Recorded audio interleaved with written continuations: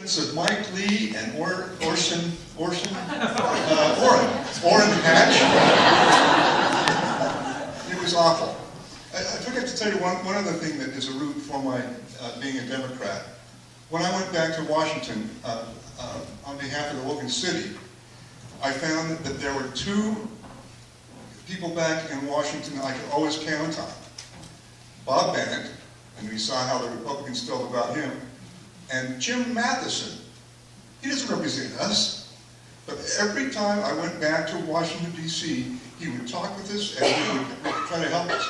Let me tell you about the last time I went back to talk with Representative Bishop.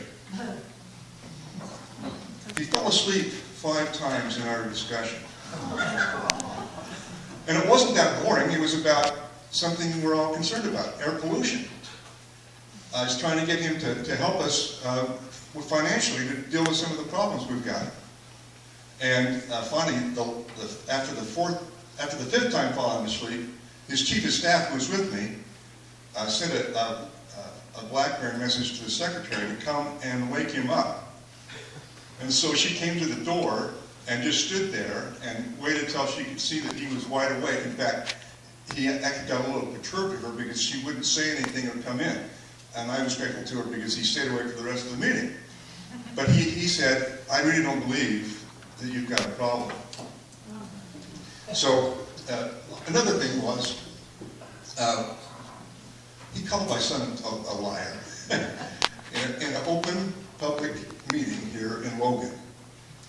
Marshall had gone back to Washington, D.C. to finish up his walk protesting the war, and Bishop wouldn't even talk to him. And when he mentioned that at a public hearing, a town meeting that Bishop held, Bishop denied that and called Marshall a liar.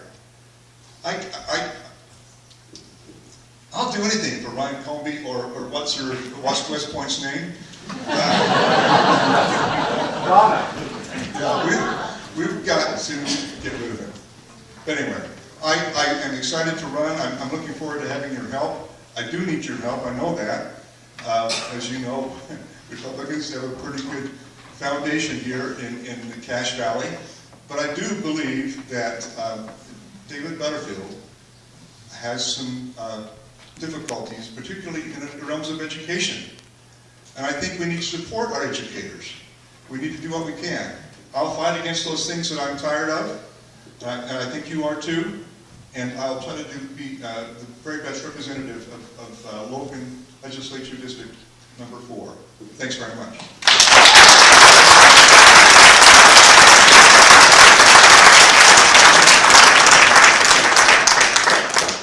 Thank you, Doug, and we're glad you came out of the closet, so to speak.